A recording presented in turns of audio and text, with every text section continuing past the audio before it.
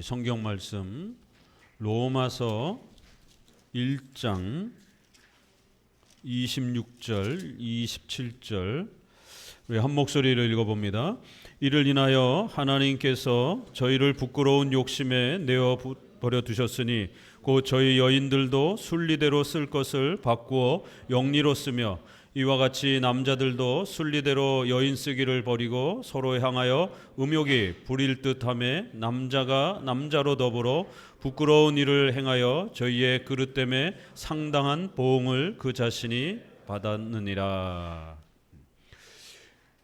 신앙 강좌 두 번째 내용으로 포괄적 차별금지법의 이 심각한 내용들을 우리가 다시 한번 살펴보면서 특별히 이 포괄적 차별금지법의 숨은 그 내용은 문화적 막시즘이라고 하는 이 사회주의, 문화적 사회주의를 퍼뜨리고 또 교회의 이러한 종교의 자유와 예배의 자유를 차단함으로 인해서 교회를 해체하려고 하는 이 무시무시한 또 이러한 내용이 담겨 있다라는 것을 이번 강좌를 통해서 우리 성도들이 또 잘 깨닫고 우리 자유 대한민국의 이러한 질서가 잘 지켜져 가도록 또 우리 교회의 신앙이 잘 지켜져 가도록 더욱 또 힘쓰는 또 그러한 소중한 시간이 되셔야 될 것입니다. 특별히 로마서 1장 말씀해 보게 되면 십계명과 관련된 여러 죄악들이 이제 후반부에 소개가 되기에 앞서서 그 모든 죄를 대표하는 윤리적 범죄의 타락의 가장 심각한 모습으로 동성애의 이러한 타락과 성적 범죄들을 먼저 언급하려 합니다. 더욱 강력하게 이렇게 여자가 여자를 쓰게 되고 또 남자가 남자를 쓰게 되는 순리대로 쓰지 않고 남자와 여자가 연합하여 이렇게 순리대로 자연의 이치대로 이렇게 성적인 결함이 일어나지 아니하고 영리 자연의 질서를 거역해서 남자가 남자, 여자가 여자 형태로 이렇게 성적 범죄가 일어나면서 결국 그 사회 전체가 하나님의 무서운 징계와 파멸을 맞게 된다라고 이렇게 설명하고 29절부터는 이제 나머지 불의, 추악, 탐욕, 악의 이러한 여러 가지 십계명의 죄들이 소개가 됩니다. 오늘날도 마찬가지로 우리 보수적 기독교회가 포괄적 차별금지법에 대해서 강력하게 반대하고 문제제기를 하게 되면 많은 분들은 아니 차별을 하지 말자고 하는데 왜 기독교인들은 이 포괄적 차별금지법에 대해서 이렇게 너무 예민하냐, 동성애 부분에 대해서 왜 이렇게 예민하냐, 그러면 우리가 차별하자는 얘기냐, 기독교인들 뭐가 오해하고 있는 것 아니냐, 이런 식의 반문을 합니다. 그래서 정확하게 이 포괄적 차별금지법의 내용이 무엇인지를 성도들도 정확하게 알아야 거기에 대해서 답변을 하게 되고 또 크리스찬들 중에서 아직도 여전히 이러한 포괄적 차별금지법에 대한 정확한 의도를 헤아리지 못해서 여기에 대한 어정쩡한 입장을 가지고 있고 더 나아가서는 이런 포괄적 차별금지법을 법으로 세우려고 하는 그러한 정당과 정부를 지지하고 옹호하는 이러한 참으로 안타까운 그러한 심각한 또 모습이 있기 때문에 더더욱 이 교회 해체와 자유민주주의를 훼손하려고 하는 이 포괄적 차별금지법의 숨은 그러한 무서운 내용들을 정확하게 우리가 꿰뚫고 단순히 우리가 장애인 차별 또 남녀 차별이라든가 고용 차별이라든가 이런 거는 얼마든지 우리가 또 분명히 목소리를 내야 됩니다. 그러나 이 포괄적 차별금지법은 그러한 수준이 아니라 교회의 이러한 예배의 자유와 종교의 이러한 자유를 막는 또 자유민주주의의 이러한 자유민주주의 공화국, 자유시장 경제, 또 이러한 한미동맹 이런 부분들을 파괴하기 위한 전략이라는 사실을 꼭 이번 강좌를 통해서 깨달으셔야 됩니다.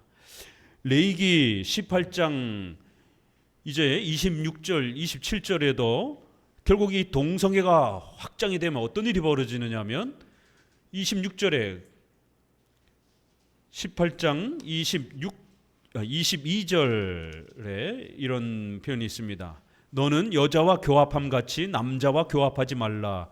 이는 가증한 일이니라. 너는 짐승과 교합하여 자기를 더럽히지 말며 여자가 된 자는 짐승 앞에 서서 그것과 교접하지 말라. 이는 문란한 일이니라. 벌써 수천 년 전에 레위기에서도 하나님이 엄히 경고하면서 하나님께서 가나안 땅을 전멸시킬 때 거기에 가축 하나 남겨두지 말고 살아 숨쉬는 호흡하는 모든 것을 죽여 없애라라고까지 하면서 하나님이 무서운 형벌을 내릴 때도 그 이유가 바로 이렇게 여자가 여자끼리 성적 교합을 하고 남자가 남자끼리 이렇게 성적 교합을 하는 동성애가 폭발하고 있다라는 거예요. 이런 동성애를 소수자로 성소수자의 인권으로 인정을 하고 그걸 법적으로 인정하게 되면 그 다음은 동성애만 열리냐는 거예요. 성소수자가 동성애만 있는 게 아닙니다. 소아성애자, 유독 어린 여자애들, 어린 남자애들을 성적으로 좋아하는 그런 또 어른들이 있습니다. 소아성애자, 근친성애자, 또 더 나아가서는 이렇게 짐승과 성관계를 하게 되는 짐승성애가 열리게 됩니다. 이것도 다 성소수자에 들어가는 겁니다. 벌써 서구사회가 포괄적 차별금지법이 법적으로 확보된 이후에, 동성애가 법적으로 합법화된 이후에 이러한 소아성애, 근친성애, 또 동물성애, 변태성애, 폭력성애, 이러한 성변태적인 이러한 부분들이 전부 다 법적으로 옹호해달라고 확장해가고 있는 것이 현실입니다.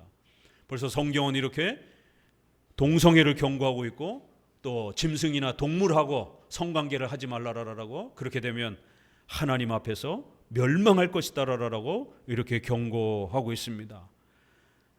오늘 이 동성애 및 차별금지법에 대한 이제 이러한 핵심적 그 숨은 내용들을 우리 성도들이 다시 한번 좋은 자료들을 통해서 그 실체들을 정확하게 또 알아가기를 다시 한번 부탁을 드립니다.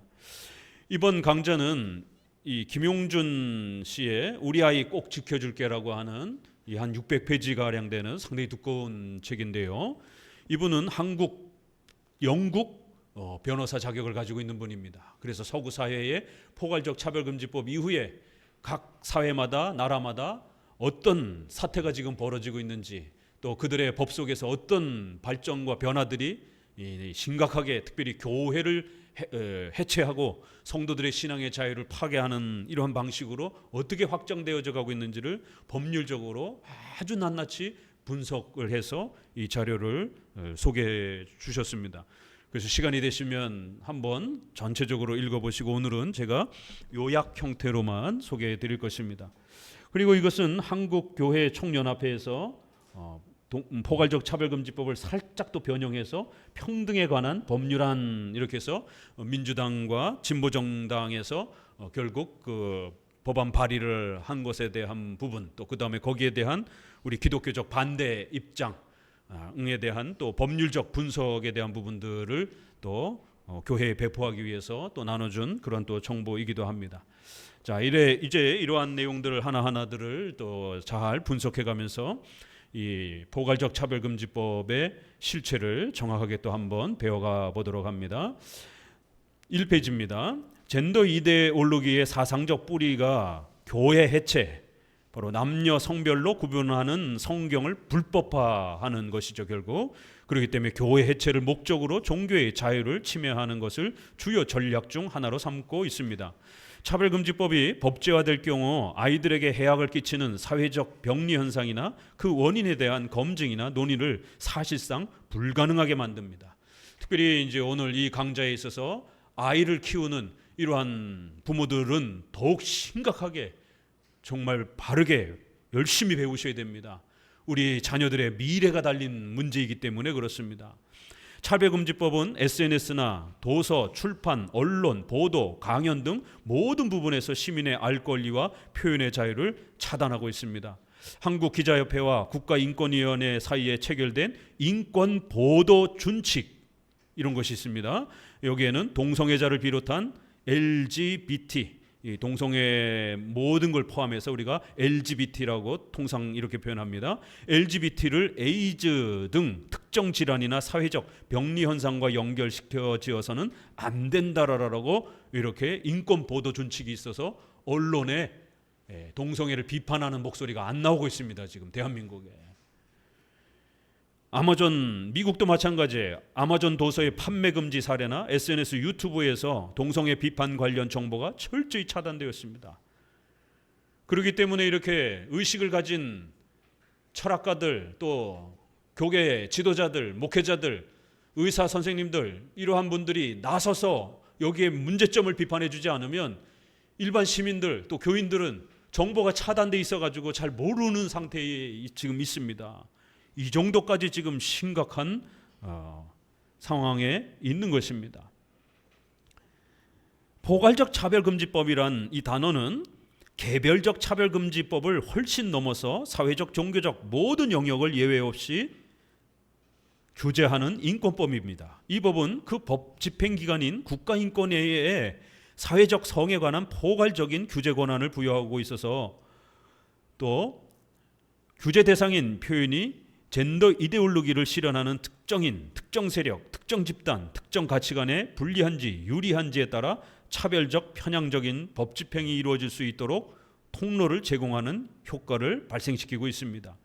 자, 개별적 차별금지법이 기존에 있습니다. 개별, 장애인 차별, 남녀 차별, 고용 차별, 또 이 동남아시아인들이 한국에 일하러 오게 되면 인종차별이라든가 이런 거 하지 말라라는 거예요. 이렇게 각 개별적 분야별로 차별법이 있습니다. 이걸로도 얼마든지 이 차별에 대한 부분들을 현행법이 막고 있습니다. 이 개별적 차별법이 이렇게 있는데도 불구하고 포괄적이라는 단어를 넣어서 다시 법을 만든 겁니다. 왜요? 이 개별적 차별법이 부족하다라는 거예요. 그래서 어떤 예외 조항도 없이 종교부터 시작해서 저 작디 작은 우리 개인의 사회 속에서 일어나는 그러한 소위 말해서 사람들이 식사 자리에서 오고 가는, 카톡에서 오고 가는 이러한 개인적 사소한 대화에 이르기까지 전부 다 포괄을 해서 이러한 종교 차별, 또 어떤 이유에 있어서든지 차별의 어떤 이슈가 되게 되면 모두 다 법적 제재 대상이 되도록 그렇게 법을 확대하자라는 거예요. 그래서 포괄적이라는 말입니다. 그래서 이 포괄적이라는 말이 무시무시한 말입니다. 법에 있어서 애누리도 없이 전부를 감시하겠다 이러면 독재국가가 됩니다. 전체주의 국가가 됩니다. 전체주의 국가 그러면 일본의 2차 세계대전에 천황을 위해서 죽어가는 그 많은 일본의 이 무시무시한 걸 보게 됩니다. 파시즘, 독일이라든가 이탈리아의 히틀러를 그렇게 숭배하는 이런 모습 속에서 이 파시즘 또 형태의 독재가 얼마나 무서운 것인지를 또 우리는 보게 됩니다. 소련의 또 이러한 레닌, 스탈린 이런 마르크스주의 사회주의 운동에 의한 공산주의, 전체주의가 얼마나 무서운지를 인류 역사 속에서 우리는 보게 되었습니다.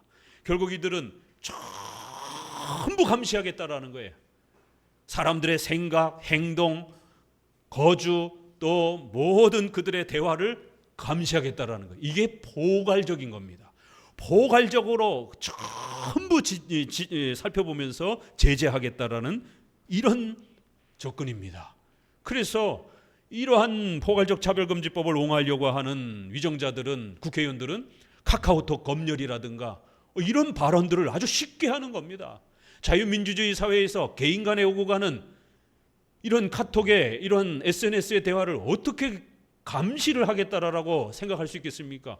이거 북한의 5호 담당자 같이 5가구를 묶어놔가지고 혹시라도 이상한 소리 하면 전부 고발하라고 하는, 서로가 서로를 감시하게 만드는 이러한 감시체제인 것입니다. 공산주의 사회에서나 있을 법한 이러한 감시제도를 카카오톡 검열을 하겠다라고, 그걸 법률로 입법하겠다라고, 그래서 어떤 반대 목소리를 내면 무조건 다 고발하겠다라고 하는 이러한 포괄적 제재법입니다. 이게 그러면 대한민국에 헌법이 있고 상위법이 있고 시행세칙과 관련된 모두 하부법들이 있어요. 그렇지만 포괄적 금지법은 국가위원회를 중심으로 해서 입법, 행정, 사법 모든 부분에 차별이 일어나지 않도록 그 법을 펼쳐내는 겁니다. 그럼 이 포괄적 금지법이 최상위법이 돼버립니다. 그렇기 때문에 더더욱 이 포괄적 차별금지법이라고 하는 단어 또 그 성격을 우리가 정확하게 눈치채야 됩니다. 결국 이거는 한쪽으로는 정치 지도자에게 이게 수단으로 들어가게 되면 독재와 전체주의를 향할 수 있는 자유민주주의 국가를 파괴할 수 있는 무시무시한 법이 되고요.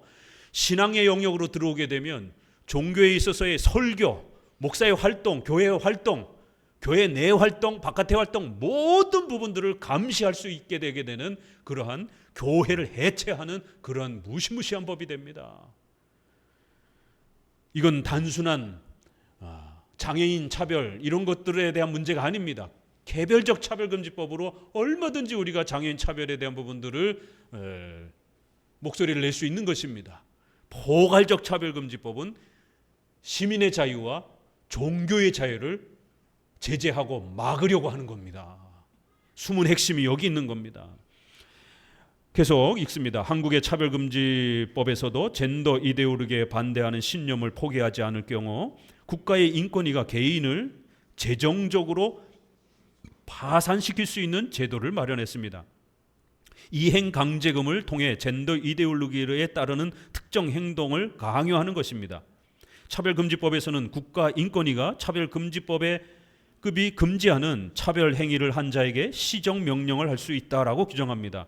또한 시정 명령을 이행하지 않으면 이행될 때까지 3천만 원 이하의 이행 강제금을 다시 부과하여 파산할 때까지 무제한 반복해서 부과할 수 있게 했습니다. 기본이 3천만 원이에요. 근데 이거 수정하지 아니하면 계속 3천만 원까지 3천만 원씩 부과할 수 있는 거예요. 완전히 그냥 교회와 개인의 자산이 파산됩니다. 이게 무시무시한 이 돈으로 제재하는 이러한 또 압박이 있습니다. 차별금지법은 강요된 행동뿐만 아니라 특정 정치 이념을 실현하는 메커니즘이 작동하게 하는 제도적 환경까지 조성합니다. 모든 국가기관과 법제도가 젠더 이데올로기에 복종해야 할 의무까지 부여되기 때문입니다. 즉 차별금지법이 최상위 법으로 작동할 수 있게 됩니다. 학교에서는 아이들에게 인권교육이라는 미명하에 성은 타고난 것이 아니라 선택할 수 있다고 가르칩니다. 사회적 성을 지칭하는 젠더, 이 성이라는 말이에요. 과거에 우리가 성 그러면 섹스, 영어로 남녀, 여권에 섹스 이러면 남녀를 표현하는 겁니다. 그런데 남녀를 단어를 쓰기 싫어서 젠더라는 영어의 특수한 용어가 다시 생긴 겁니다. 이것도 성이라는 용어예요. 우리 한문으로 번역하면 다 그냥 성이에요. 근데 이것은 생물학적 성이 아니라 마음의 성, 심리적 성을 말하는 거예요. 그래서 번역도 그냥 젠더 아니면 사회적 성, 심리적 성 이렇게 표현하는 겁니다. 젠더는 우리가 흔히 성별이라고 얘기하는 생물학적 성과 구분됩니다. 생식기, 염색체, 신체적 특징을 기초로 하는 생물학적 성과 달리 젠더는 자기 인식과 느낌을 기초로 하므로 유동적이고 예측할 수 없다고 합니다. 젠더 이데올로기는 생물학적 성별을 해체합니다. 그리고 사회적 성, 심리적 성으로 성별 개념을 대체합니다. 성별 기준이 선천적으로 결정되는 것이 아니라 후천적 학습으로 성별을 결정하게 된다라고 주장합니다. 이를 위해 학교에서는 아이들에게 남자와 여자의 성별 정체성에 대해 의문을 제기하도록 가르칩니다. 캐나다 인권교육은 학교에서 6세 아동에게 여자는 진짜가 아니고 남자도 진짜가 아니다라고 애들한테 가르칩니다.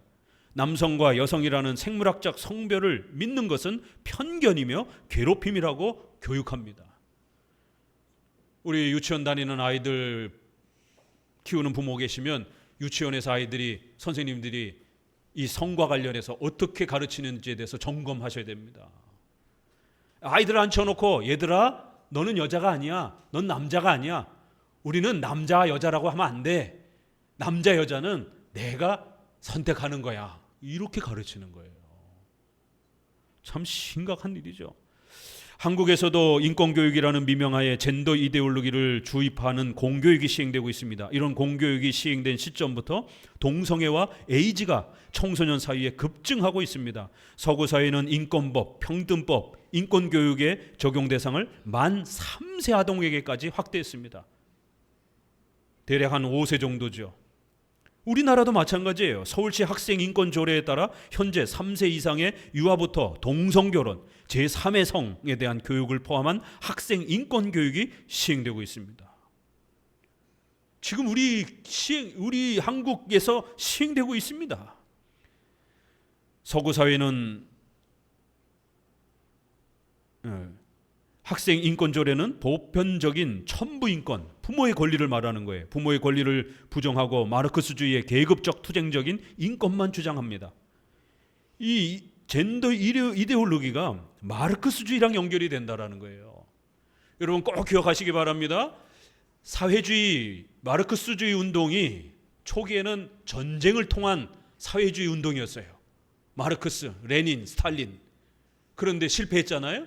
그래서 이탈리아의 안토니오 그람시라고 하는 유명한 이 사회주의 철학가가 전쟁을 통해서는 힘들다. 그러니까 문화적으로 공산주의를 서서히 퍼뜨리는 방식으로 전략을 바꿔야 된다라고 제안을 한 겁니다. 그래서 언론, 출판, 교육, 종교, 학교 이렇게 문화 전반으로 공산주의를 퍼뜨리라는 거예요. 그러면 어른들은 이미 반공 사상이 들어가 있기 때문에 자유민주주의에 공부를 했기 때문에 안 된다라는 거예요. 타겟을 누구를 삼으라고요? 10세 미만의 아이들을 대상으로 해서 그 아이들에게 공산주의 사상을 집어넣으라는 거예요. 근데 처음부터 공산주의를 집어넣게 되면 자유민주주의 사회에서 거부 반응이 일어나니까 성평등으로부터 접근하라는 거예요. 공산주의 사회는 그 가치의 기본 개념이 뭡니까? 권력평등, 경제평등이잖아요. 이 평등사상, 이 경제평등, 권력평등이 사회주의의 모토이고 목표입니다. 그리고 이걸 실현하기 위해서 성평등을 가르치는 거예요. 두 번째.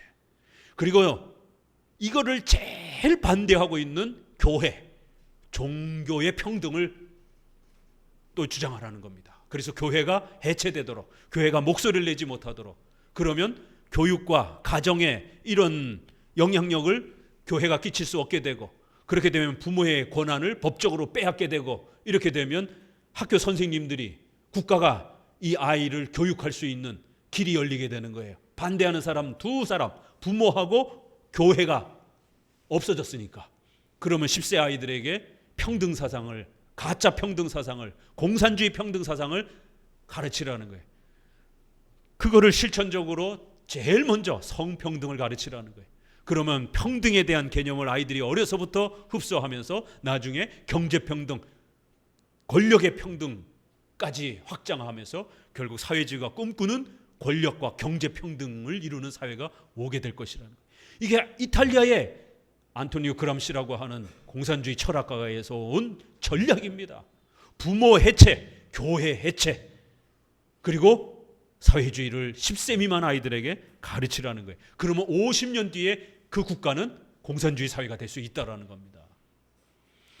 포괄적 차별금지법, 왜 유독 이 진보 좌파적 정부 또 사람들은 이 동성애 성평등을 그렇게 목숨 걸고 펼치려고 하는가?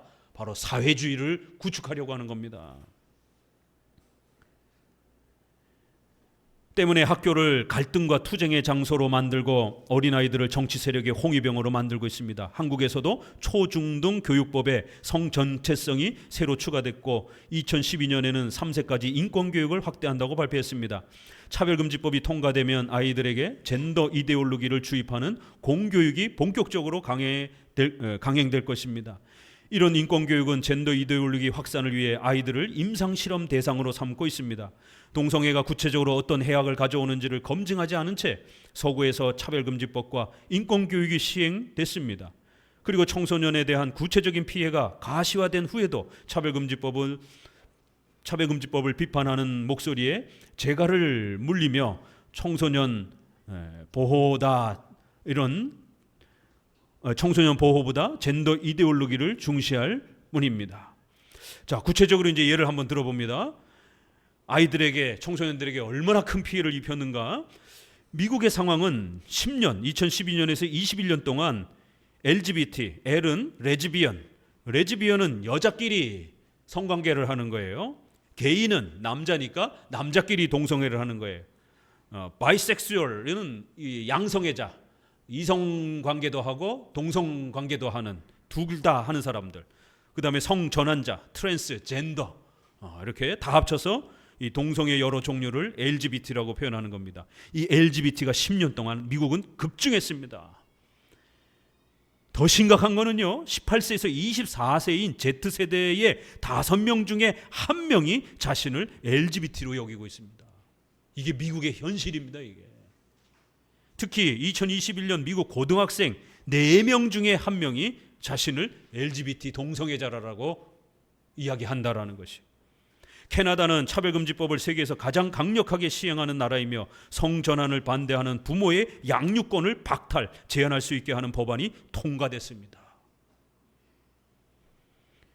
집에서 애들에게 동성애는 나쁜 것이다라고 부모가 이야기하게 되면 그거 유치원이나 학교 선생님한테 고발하잖아요. 그럼 부모의 양육권을 빼앗깁니다. 우리 대한민국에 청소년 아동법이 있어서 폭행하면 국가에서 양육권을 빼앗고 애들을 분리시킵니다. 그렇죠? 동성애도 이제 이게 저촉이 되는 거예요. 지금은 폭력에만 저촉이 되지만 동성애를 언급하게 되면 이제 포괄적 차별금지법이 시행되면 부모가 자기 자식을 빼앗기게 되는, 국가에 의해서 강제로 뺏깁니다. 미국 LA에서 마르티네즈는 딸의 성전환 수술에 전적으로 동의하지 않는다는 이유로 딸의 양육권을 빼앗겼고, 딸은 성전환 시술을 받다가 19살 나이에 자살했습니다. 영국 역시 2010년부터 개별적 차별금지법을 통합한 평등법, 포괄적 차별금지법을 시행 중이고 16세에서 24세의 연령층이 65세 이상보다 동성 성행위를 할 가능성이 5배나 높다고 조사됐습니다. 한국도 2021년 11월경 초중등 교육법에 성적 지향과 성 정체성을 새로 포함시키는 법안까지 발의됐습니다. 또한 2021년경 서울시 교육청이 확정한 2기 학생인권 종합계획은 2018년에 마련된 1기 종합계획과 달리 성소수자나 성평등 같은 젠더 이데올로기를 주입할 수 있는 근거를 다수 포함했습니다. 2015년 노르웨이에서 보드나리우 부부가 5명의 자녀, 3개월부터 9세까지의 5명의 자녀가 있었는데요, 양육권을 박탈당했습니다. 왜요? 부부는 자녀들에게 죄를 지으면 하나님이 벌하신다라고 가정교육을 했습니다. 딸들의 학교 교장이 하나님이 죄를 벌하신다는 기독교 근본주의 가정교육은 아이들 발달에 방해가 될 우려가 있다라고 진정을 제기한 겁니다. 소송 내용을 보면 양육권 박탈의 진짜 이유는 젠더와 충돌하는 성경적 가치관으로 자녀들을 양육했기 때문이라고 많은 사람들이 지적을 하고 있습니다. 세상에 하나님이 동성애 벌한다라고 아이들하고 가정 예배 드리고 성경 교육했다가 그것이 학교 교장한테 귀에 들어간 겁니다.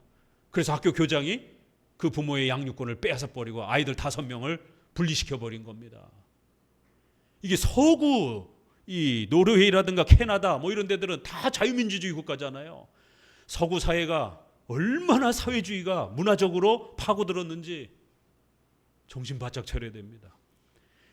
세계의 유일의 공산주의 빼놓고 자유민주주의 국가에서 포괄적 차별금지법이 아직 법적으로 통과되지 않은 몇몇 나라가 있습니다. 그 중에 우리 대한민국이 아직 있습니다. 왜요? 교회가 강력하게 반대 목소리를 했기 때문에. 그나마 우리는 지금 버티고 있는 거예요. 서양에는 이 차별금지법 통과되고 난 다음에 교회가 전도하지 못하고 길거리 찬양, 길거리 이런 노방전도, 기도, 식당에서 기도하는 거 다 금지됩니다.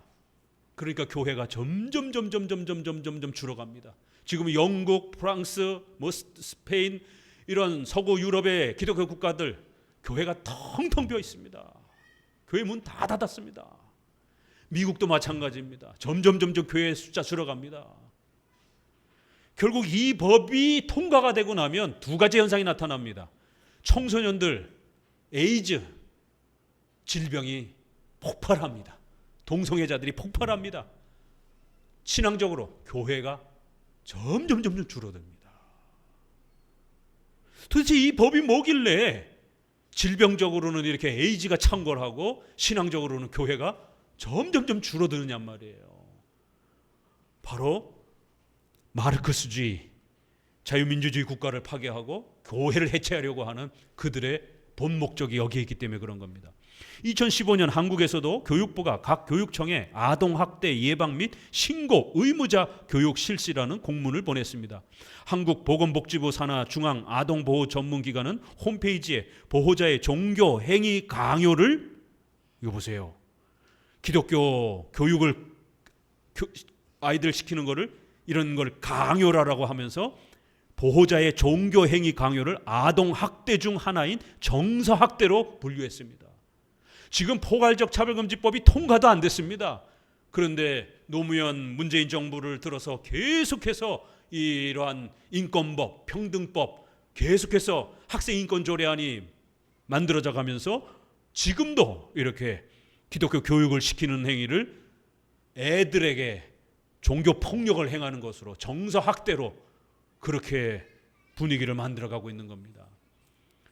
옛날에는 학생들이 시험 보고 잘못 나와서 자살해서 죽었습니다. 그런데 요즘에는 선생님들이 자살해서 죽습니다. 부모들의 아이들의 너무 거친 이러한 인권에 대한 강조 때문에 선생님들이 자살해서 죽어가고 있어요.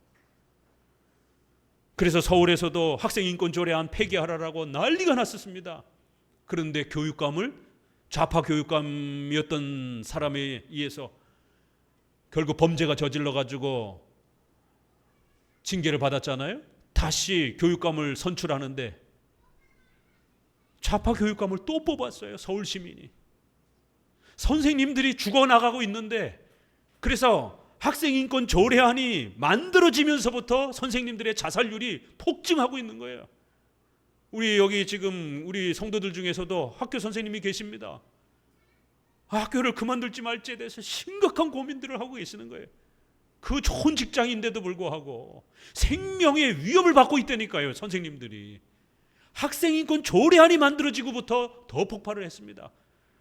그런데 무지한 서울 시민들에 의해서 다시 또 좌파 교육감을 뽑아놓은 거예요. 그리고는 그 교육감이 되고 나서 학생인권 조례안을 더 강화시키겠다라고 발표를 하고 있는 겁니다. 결국 시민의 무지함 때문에 그 좌파 교육감이 애들 앉혀놓고 이렇게 종교행위 강요는 아동들의 정서학대라라고, 그리고 성적 지향, 성정체성 이런 동성애를 의무적으로 가르치라라고 법안들을 더 확대를 해나가는 것이에요. 저도요, 대학 강사지만 대학 교수이기 때문에 1년에 한 차례씩 교육자들 의무 성인지 교육을 받고 있습니다. 한 차례씩. 유치원 교사들부터 시작해서 모든 교육자들, 대한민국에 있는 그 교육을 행사하는 모든 선생님들은 성인지 교육을 받습니다. 이게 현실입니다. 그 성인지 교육에 과거에 없던 표현들이 쏟아져 나오기 시작하는 거예요. 교육이라고 하는 명분을 가지고 점점 동성애와 관련된 이러한 많은 내용들이 포함되어져 가고 있습니다. 그리고 교육부와 교육청은 이런 내용에 대해 교직원 연수를 실시하라고 공문을 보냈습니다. 2023년 아동기본법 2개가 발의됐습니다. 이 법안은 국가인권위원회와 지방자치단체는 아동의 권리를 보장하기 위해서 아동정책 등을 모니터링하고 아동권리 침해의 구제, 개선을 위한 아동권리 옹호관을 둔다라고 규정하며, 또한 피해를 입은 아동 또는 그 사실을 알고 있는 사람이나 단체는 국가인권위원회에 그 내용을 진정할 수 있다라고 규정합니다. 이런 법은 아동학대 예방이라는 명목으로 아이들에게나 부모나 교사를 아동학대자로 신고할 수 있도록 적극 독려하는 겁니다. 청소년 동성애자와 트랜스젠더 폭증과 인권교육은 아주 긴밀한 연관성을 가지고 있습니다. 차별금지법 시행 시점부터 아동, 청소년, LGBT가 급증이 되고 있습니다. 2017년 18년경 성전환 시술을 원하는 영국 아동 중 45명이 6세 이하였습니다. 세상에 6세 이하가 뭘 한다라고 성전환 수술을 하는 거예요. 그중 가장 어린 나이가 4세였습니다. 트랜스젠더의 높은 자살 시도율 거의 50%에 육박하는 이런 아이들이 트랜스젠더를 하고 나서 자살 시도를 합니다. 성전환 수술이 전혀 효과가 없다는 것을 증명합니다. 2016년 6월 10일 미국 법원에서 LGBT 사회가 열광하는 역사적인 판결을 받았습니다. 미국 시민 최초로 남성도 여성도 아닌 제3의 성을 법적으로 인정받은 것이었습니다. 트랜스젠더 여성인 제이미 슈페의 출생증명서도 제3의 성을 의미하는 성별 알 수 없음이 최초로 표기됐습니다. 그러나 2019년 1월경 슈페는 자신의 생물학적 성별인 남성으로 전향하며 제3의 성은 사기이고 거짓이며 성전환을 후회한다라고 양심 고백했습니다. 이 과거에는 남성이 생식기를 제거하고 여성으로 성전환 수술을 해야 여성으로 법적으로 인정을 받았어요. 그런데 이 제3의 성 제도는 생식기를 제거하지 않고 내 마음이 여성으로 바뀌었다라는 거예요. 그러니까 법원은 내 주민등록을 여성으로 바꿔달라는 거예요. 그래서 제3의 성운동, 사회적 성, 심리적 성운동이 이제 트랜스젠더에서 한 단계 더 발전한 겁니다. 그래서 생식기를 제거하지 않고도 얼마든지 여전히 그냥 버젓이 남자의 신체를 갖고도 법적으로 여성 주민등록을 받을 수 있는 상황으로 넘어가 버린 겁니다. 젠더 추동자들은 평등 원칙을 이용해 동성애 아젠다를 인권과 연계시킵니다. 1990년대부터 쌍둥이 연구, 유전자 호르몬, 뇌 구조 등의 연구 결과를 내세웠습니다. 이 결과 보고서 잘 보셔야 됩니다. 선천적이라고 주장하는 거예요. 그래서 이 과학자들 몇이서 동성애를 선천적으로 타고나는 것이다라고 이렇게 발표를 해서 이것이 오늘날까지 동성애가 합법적이다라고 하는 주장하는 아주 중요한 의학적 근거가 됐습니다. 그런데 이게 가짜예요. 연구 결과를 제시했는데 그리고 언론은 동성애가 선천적이라고 아주 대서특필했습니다. 즉 타고난 왼손잡이와 같이 우리 왼손잡이 DNA적으로 선천적이잖아요. 이런 것처럼 동성애도 선천적이라고 이제 주장하기 시작한 겁니다. 특히 1993년 대중들 사이에 동성애가 유전이라는 인식이 퍼졌습니다. 동성애자인 딘 해머가 국제학술지인 사이언스 머릿말에 99% 이상 동성애가 유전된다라고 강조하며 논문을 발표했고 서구 언론도 동성애를 결정하는 단일 유전자가 발견됐다고 보도했습니다. 그러나 1995년 사이언스 학술지는 해머 연구팀 중 한 명은 해머가 1993년 논문 데이터를 선별적으로 선택했다고 고발해 미국 연구윤리국에서 조사 중이라고 밝혔습니다. 1999년 라이스 등은 사이언스 학술지에 XQ28의 유전자를 분석해 동성애와 관련이 없다고 밝혔습니다. 이 XQ28의 이 유전자가 동성애 유전자라고 이들이 우긴 겁니다. 그래서 이 유전자를 가진 자는 어쩔 수 없이 동성애로 그렇게 태어난다라는 거예요. 그러니까 그들을 제3의 성으로 인정해 주자라는 거예요. 이게 엄청난 대서특필을 한 겁니다. 그런데 다시 연구해 보니까 XQ 유전자가 가짜라는 겁니다. 그런 동성애 유전자가 없다라는 겁니다. 또한 2005년 해머를 포함한 연구팀은 더 많은 456명을 분석한 결과 동성애 성향과 XQ28 유전자군의 상관관계가 없다고 발표하여 앞선 주장을 스스로 번복했습니다. 결국 2000년대 이후에 동성애 선천성에 대한 연구 결과들은 모두 거짓으로 밝혀졌습니다. 그러니까 샘플을 조작한 것이죠. 이 동성애 주장하는 이 의사들이.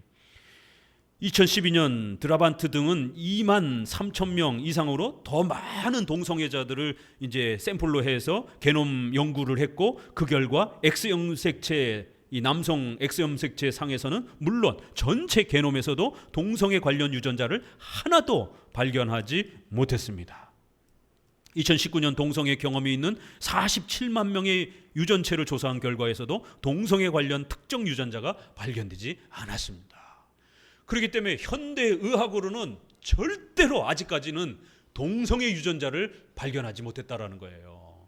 그렇기 때문에 동성애가 태어날 때부터 유전적으로 태어났다라고 하는 이 과학적 발견은 거짓 발표였고 그렇기 때문에 동성애는 후천적으로 선생님들이 가르쳐서 주변에서 영향을 끼쳐서 그렇게 사고가 바뀐 것이지 선천적으로 육체적으로 타고난 게 절대로 아니라는 겁니다.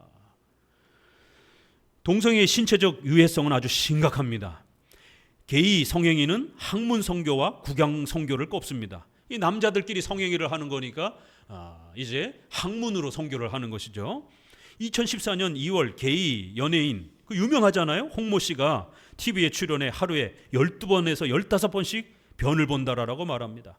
학문 선교를 많이 하게 되면 변실금, 이 학문이 찢어지고 늘어나기 때문에 학문을 쪼이지 못해가지고 이게 오줌이 이게 우리가 나이가 많게 되면 요실금 증상을 겪잖아요. 그런 것처럼 학문이 벌어지면서 똥이 그냥 계속 질질질질 새는 거예요. 하루 종일 똥이 새는 겁니다. 그러니까 기저귀를 차고 다닐 수밖에 없는 거예요. 동성애를 학문 선교를 많이 하게 되면 결국 학문이 늘어나서 이 똥이 새게 되는 이 고통을 겪는 겁니다. 변을 가리지 못하는 동성애자들은 여자들이 사용하는 삽입형 생리대나 기저귀를 착용합니다. 미국 질병관리본부는 게이들 사이에 이질과 에이즈 확대를 경고했습니다. 이질 뭐예요? 이 똥으로 생기는, 똥을 이렇게 먹거나 똥을 이렇게 손대거나 이렇게 되면 생기는 전염병입니다. 한국에서 옛날에 사람 똥을 거름으로 이렇게 해가지고 거기서 자란 채소를 먹고 이러면서 이제 한국에도 이질병이 굉장히 많았습니다. 그렇지만 이제 우리가 똥을 더 이상 거름으로 쓰지 않기 때문에 한국에서는 이질병이 사라졌어요. 그런데 서구 사회, 그러니까 이 이질병은 저 아프리카처럼 못 사는 사회에서 생기는 전염병이에요. 후진국형 전염병입니다. 그런데 최고의 의료가 발달된 서구 유럽이나 미국이나 우리나라에서 이질병이 확대가 되고 있습니다. 에이즈도 확대가 되고 있습니다. 특히 이질은 대변 처리 시설이 미비한 개발도상국에 주로 발생하는 전염병입니다. 영국 보건당국은 2014년 게이그룹에서 이질 감염 증가 추세를 경고했습니다. 이질 재유행 시점도 2010년 영국 평등법 제정된 이후부터입니다. 미국 질병관리본부는 게이가 일반 남성보다 1700% 17배나 더 많이 항문암에 걸린다라고 밝혔습니다. 항문암의 주요 원인은 성병 중 가장 자주 걸리는 HPV 인유두종 바이러스이며 HPV는 성기에 발생하는 사마귀로 전염성이 강한 곤지름의 유발원이기도 합니다. HPV는 성기의 암과 구강암 발생도 밀접한 관련이 있습니다. 이 동성애에 빠져들게 되면 수만 가지 병이 창궐하게 됩니다. 이질부터 시작해서 에이즈부터 시작해서 이 HPV라고 하는 또 이러한 이 성기 암도 발생이 되고 매독도 또 확장이 되고 수많은 바이러스와 질병들이 폭발을 합니다. 그래서 동성애자들이 일찍 죽는 겁니다. 근데 문제는 내가 동성애를 하지 않아도 이 질병이 호흡기를 통해서 전파가 될 수도 있는 이러한 이제 질병들로 발전해 가는 거예요. 에이즈는 혈액을 통해서 동성애 성관계를 통해서 전염이 되기 때문에 그거는 안 걸리지만 연관된 전염병들이 있단 말이에요. 또 이제 뒤에 나오겠지만 원숭이 두창 같은 경우 원숭이 두창은 호흡기로도 전염이 됩니다. 근데 이 원숭이 두창은 거의 90% 이상이 동성애자들에게서 주로 발병하고 있습니다. 원숭이 두창은요 코로나보다 전염병 치사율이 훨씬 높습니다. 얼마 전에 한국에 원숭이 두창 확대되고 있다라고 뉴스에 보도되더니만 이 원숭이 두창이 에이즈랑 연관 관계가 있다라고 뉴스에 보도하려고 했다가 다 차단돼 갖고 지금은 깜깜무소식이에요. 시민의 생명까지 위협하고 있는 상황입니다. 2015년 런던에서 보고된 매독의 90%가 게이에 의한 것이라고 발표됐습니다. 미국 질병관리본부는 2014년 남성 동성애자가 미국 전체의 84%를 차지한다고 발표했고 샌프란시스코의 경우 매독 환자의 90%가 남자 동성애자입니다. 또한 동성애자가 일반인보다 A, B, C형의 간염에 더 많이 걸린다고 강조합니다. 17년 영국서 발생된 A형 간염의 74%가 남성 동성애자입니다. WHO 세계보건기구죠. 미국과 유럽에서 매년 열리는 퀴어 축제가 A형 간염 확산에 기여할 수 있다고 경고합니다. 퀴어 축제의 참가자는 간염 예방 주사를 맞으라고 당부합니다. 지구상의 수많은 축제 가운데 보건당국이 감염 예방 주사를 맞고 참여하라고 경고까지 하는 축제는 퀴어 축제가 유일합니다. 세상에 정신 나간 부모들이 서울에 이러한 퀴어 축제 하는데 애들 데리고 거기를 가는 거예요. 애들이 ABC형에 간염될 수도 있는데 가보세요. 난장판입니다. 완전히. 이 더럽고 추악한 이런 행위를 축제라라고 그렇게 옹호하고 그것들을 법적으로 보존해 주려고 하는 이런 일들이 벌어지고 있는 겁니다.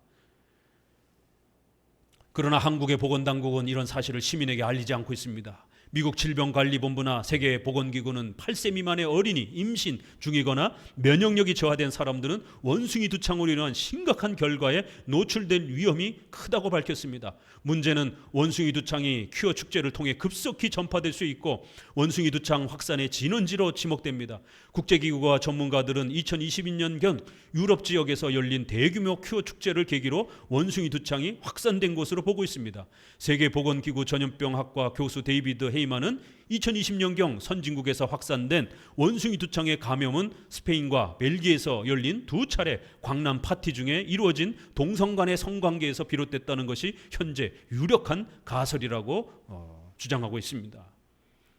이 원숭이 두창은 코로나보다 확산 속도도 더 빠르고요, 호흡기를 통해서 전염되는 것도 더 강력하고요, 치사율도 굉장히 높습니다.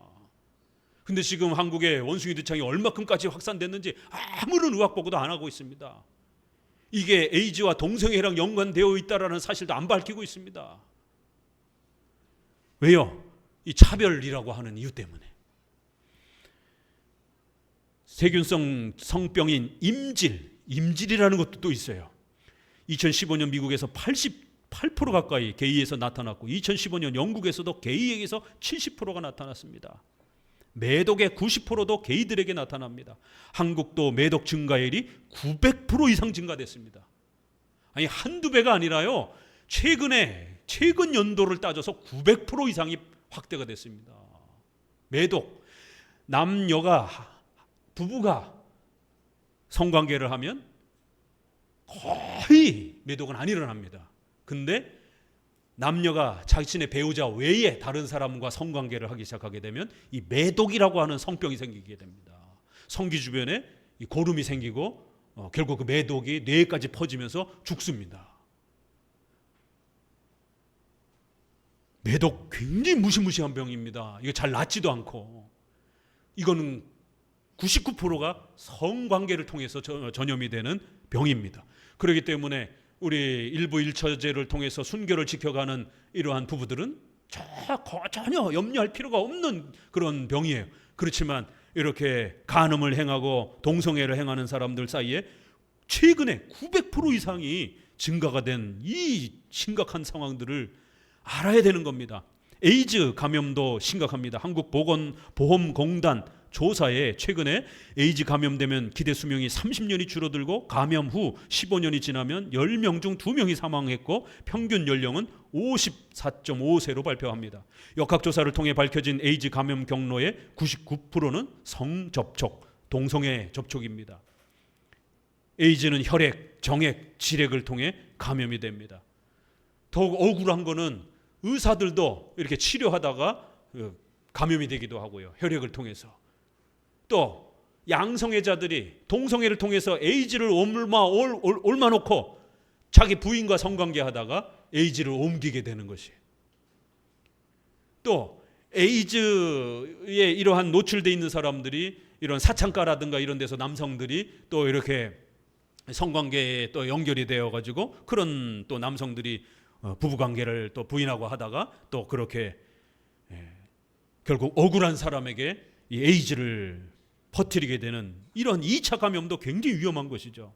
에이즈 남성 환자의 64%는 성관계를 지속적으로 가지며 1년에 약 60명의 파트너가 있다는 연구 결과가 있습니다. 동성애자들은 절대로 한두 명 갖고 만족 못한다는 거예요. 계속해서 새로운 파트너를 찾아다닌다는 겁니다. 그래서 에이즈가 이쪽 저쪽으로 계속 옮겨다니는 것이죠. 한국여성가족부는 가출 남자 청소년 중 15%가 게이, 성매매, 이 바텀 알바라라고 하면서 학문 선교를 한다고 발표했습니다.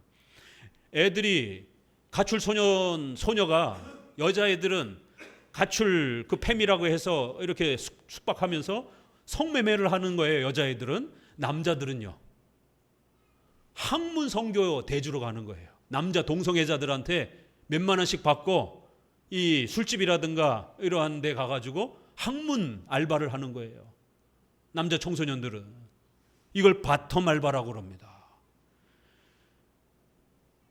염한섭은 원장은 청소년 에이즈 환자가 20배 증가한 것은 동성애 바텀 알바 때문이다. 바텀 알바란 비동성애자인 청소년이 용돈 마련을 위해 자신의 학문을 동성애자에게 판매하는 행위입니다. 시간당 3만 원 바텀 알바는 주로 스마트폰 앱을 통해서 구합니다. 라고 말합니다.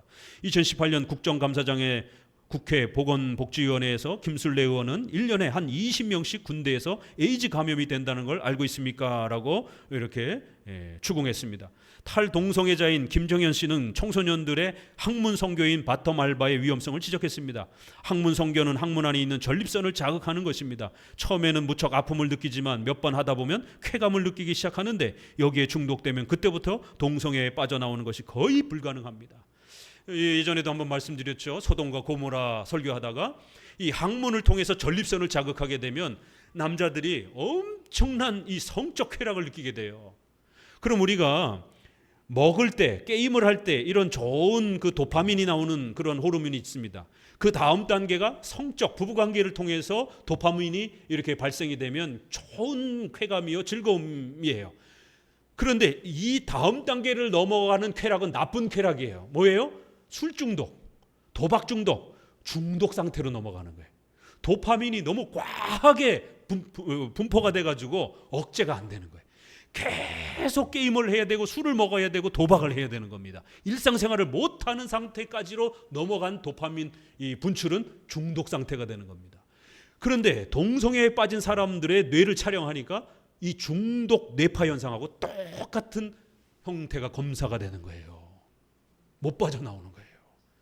전립선 자극을 통한 이 동성애의 성적 자극은 일반 남녀 성관계의 도파민보다 어마어마한 형태로 도파민이 분비가 되면서 결국 중독 상태로 빠져버리게 되는 겁니다.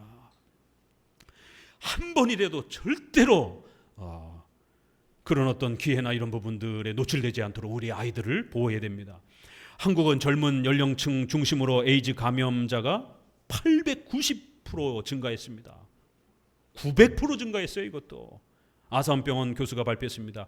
2019년 자료에서는 국내 에이즈 감염자 중 48%가 매독에 중복 감염이 됐다고 합니다. 에이즈 진단 후 사망까지 6, 7년밖에 걸리지 않는 치명적인 위험이 있음에도 국가위원회는 인권보도 준칙을 통해서 언론이 동성애와 에이즈의 연관성을 알리지 못하도록 규제했습니다. 성전환으로 유명한 태국의 경우 게이의 31%가 에이즈에 감염이 됐습니다. 에이즈 치료는 매일 약을 복용해야 하며 그 비용은 평생 6억 정도 소요가 됩니다. 미국은 에이즈 치료가 매년 33조 원을 에이즈 치료에 지불합니다. 한국은 에이즈 치료를 전액 국가에서 지급합니다. 저도 이번 자료를 연구하다가 이번에 알게 됐어요.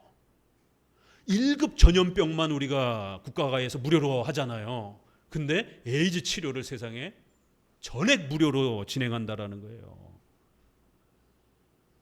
그럼 어떤 일이 벌어집니까? 이런 의료적 혜택은 에이즈가 유일합니다. 에이즈 치료비는 2006년에서 16년 동안 6배, 1,000억 가까이 증가할 정도로 확대됐고요.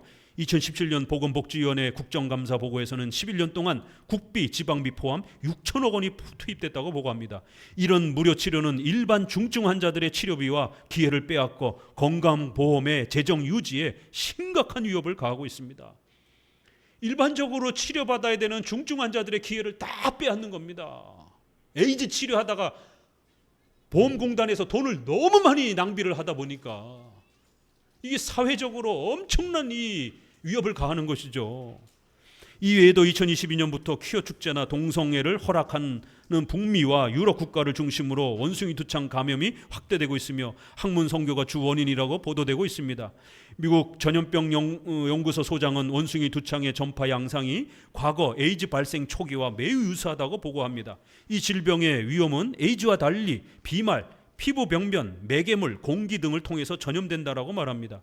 동성애의 신체적 유해성은 성전환 수술과 사춘기 차단제, 이 사춘기에 남성 여성 호르몬 나오는 거를 차단시키는 호르몬제를 맞는 거예요. 그러면 2차 성징이 안 나타나는 거예요. 이 억제 호르몬을 맞다 보니까 교차성 호르몬 시술 등을 통해서 나타납니다. 남자가 여성 호르몬을 맞는 거예요, 사춘기 때. 여자애가 남성 호르몬을 맞는 거예요, 사춘기 때. 그럼 어떤 일이 벌어지겠습니까? 이런 시술들은 청소년들에게 각종 심혈관 질환, 혈전, 간 수치 증가, 불임, 골다공증, 뇌성장 방해 등 수많은 질병이 증가됩니다. 성전환 수술은 배뇨, 배변 장애, 조직괴사, 혈전 등의 부작용이 발생합니다.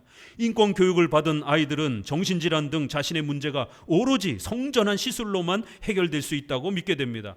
이와 다른 말로 하거나 또 트라우마 상담을 하는 것도 학대적 혐오포비아이며 편견이라고 가르칩니다. 반대하는 부모도 믿지 말라고 가르칩니다. 미국은 2017년부터 8세 이상 아동에게도 호르몬 치료가 허용됐습니다. 영국은 2011년 평등법 시행 직후 11세 아동에게 호르몬 치료가 공식적으로 인정됐습니다. 영국의 인권교육이 시행된 8년 동안 자해로 고통받는 아동들이 44배 폭증했고, 한국도 2021년부터 영국의 인권교육을 추종하고 있습니다. 국가인권위는 2008년 트랜스젠더 성별 정정 시 성전환 수술을 요건으로 하는 대법원 규칙을 폐지하라는 결정을 내렸습니다. 이에 따라 대법원 2020년 성전환 수술 없이, 즉 외부 성기를 유지하는 성별 변경이 손쉽게 가능하도록 대법원 예규를 개정했습니다. 차별법이 통과도 안 됐는데도 벌써 분위기가 이렇게 진행되고 있는 겁니다. 이게 다 문재인 정부 시절에 또 그렇게 또 확장이 된 겁니다. 2018년 한 미용학원에서, 이거 우리나라에서 있었던 일이에요.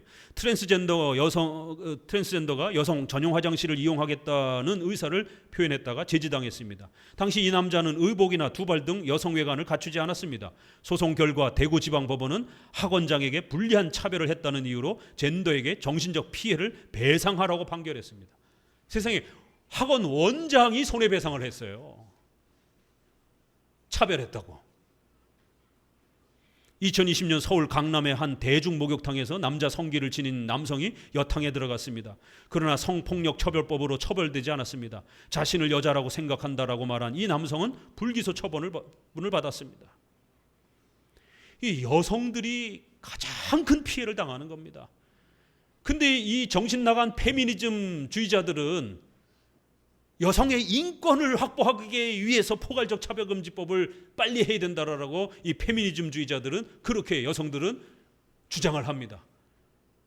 그런데 결국 이런 제3의 성이 열리게 되면, 공중목욕탕에 남자가 버젓이 들어가면 남자들이야 성추행하고 싶어하고 성폭행하고 싶어 하는데 누가 피해를 당합니까? 여성들이 피해를 당하는 거예요. 화장실에 버젓이 남자가 들어가면 지금도 많은 폭행 피해가 일어나고 살인을 당하기도 하고 죽기도 하는데 누가 피해를 당합니까? 여성들이 공포를 떠는 거예요. 프랑스 올림픽에 어떤 일이 벌어졌습니까? 자기가 여자라고 주장하는 남자 복서가 여성 복싱에 나가가지고 여성들을 두들겨 팼잖아요. 남자 힘에 당합니까? 여성이 몇 대 맞다가 포기를 해버렸잖아요. 이런 타격을 자기는 한 번도 맞아본 적이 없다라는 거예요. 저 사람 남자라는 거예요. 모든 스포츠에 남자가 여성 종목에 나아가서 명예와 재산을 얻으면 누가 피해를 입습니까? 여성들이 피해를 입는 겁니다. 그런데 어떻게 여성들이 여성의 인권을 확보하라고 그러면서 포괄적 차별금지법을 세우는데 앞장을 서고 있습니까? 여성들의 인권을 자기들 스스로 찍어 누르면서. 자, 더 심각한 일이 있습니다. 2022년에 성공회 대학교는 국내 대학 중 처음으로 동성애자도 이용할 수 있는 성중립 화장실을 설치했습니다. 신학교에서요. 세상에 일반 교육 이런 일반 사회 공공기관에서도 아직 성중립 화장실을 아직 안 만들고 있는데 신학교에서 앞장서 가지고 성중립 화장실을 만들었어요. 이 미친 것이죠, 정말. 이거는 하나님 앞에 벌을 받아도 얼마나 더 벌을 받으려고 성공의 신학교가 앞장서 가지고 성중립학교를 만들고, 자유주의 신학, 사회주의가 들어와서 그런 겁니다. 성평등 인권법 확대로 남성 생식기를 지닌 채 여성 사우나, 여성 화장실을 사용할 수 있게 됐습니다. 트랜스젠더 허용으로 여성 스포츠계에서는 점점 더 여성이 설 자리가 사라지고 있습니다. 남성 호르몬 투여도 성전환 중이라 주장하면 도핑 테스트에 걸리지 않는 현실입니다. 현재 우리나라 젠더 세력은 여성 인권을 위하는 척하지만 실제로는 여성 인권을 유린하고 있습니다. 여성 인권을 강조하는 페미니즘은 하나의 정치 세력일 뿐입니다. 여성 인권주의자들이 아닙니다. 사회주의, 친중, 친북을 세우려고 하는 그러한 사회주의자들입니다. 이 젠더 세력들은 젠더 차별첩합, 낙태합법화, 자유로운 성전환 및 동성애를 찬성하며 이른바 젠더 평등을 주장하고 있습니다. 동성애는 군대에서 더욱 확대되고 있습니다. 이게 무서운 거예요. 지금 우리 자녀들도 지난주에 군대를 갔습니다. 군대는 어떤 곳이에요? 상명하복이 진행이 되는 데잖아요. 이제 우리 부모들은 뭘 걱정해야 돼요? 자식 남자아이들 군대 보내는 부모들은 애들이 혹시라도 군대 가가지고 선임병 잘못 만나가지고 동성애 폭행당할까 봐 조바조바 해야 되는, 하나님 앞에 이게 기도 제목이 돼야 됩니다. 사고 안 나게 보호해 주세요. 예전에는 이게 기도 제목이었다라면 이제는 하나님, 우리 아들 군대 갔다가 혹시라도 선임병 때문에 강제로 동성애 피해 당하지 않도록 하나님 보호해 주세요. 이게 기도 제목이 되는 시대가 되었습니다. 왜요? 일반 사회에서는 거절할 수가 있잖아요. 그러나 군대라고 하는 이 상명하복에, 아니 선임병이 야 나랑 동성애해, 엉덩이 까, 입 대, 성기 빨아, 이러면 어떡할 거예요? 거부도 못하고. 애들이 정신적으로 트라우마가 생겨가지고 일상생활도 못하고 정신질환을 앓고 제대를 하게 됩니다. 무서운 겁니다. 이게 제일 무서운 부분이에요. 의무징병제를 시행하는 한국에서도 성정체성이 악용될 수 있습니다. 병역 기피를 위해 성전환이 주장될 수 있는 것입니다. 차별금지법이 제정되면 군대 내 동성애 성범죄가 증가하더라도 합의된 성관계로 가장해 은폐될 개연성까지 높아집니다. 대구에 있는 한 육군부대 소속 분대장인 선임병은 불과 3개월 사이에 후임병 17명을 대상으로 구강성교를 시키는데 등 강제로 성추행했습니다. 피해 병사들은 정신과 치료까지 받았습니다. 군사법원에 따르면 이게 더 심각해요. 그럼 처벌을 해야 되는데 2004년에서 2007년 군형법 92조로 처벌된 176건 사례 중 합의 아래 이루어진 동성애는 단 4건에 불과합니다. 이 92조가 군대 내에서 동성애 못한다라는 법률 조항입니다. 근데 200건 가까이가 고발이 됐는데 4건밖에 처벌이 안 됐어요. 나머지 172건은 대부분 상급자의 강제 이에 발생한 성범죄입니다. 92조는 군인에 준하는 자에 대한 학문 성교나 그 밖의 추행을 한 사람은 처벌한다는 규정입니다.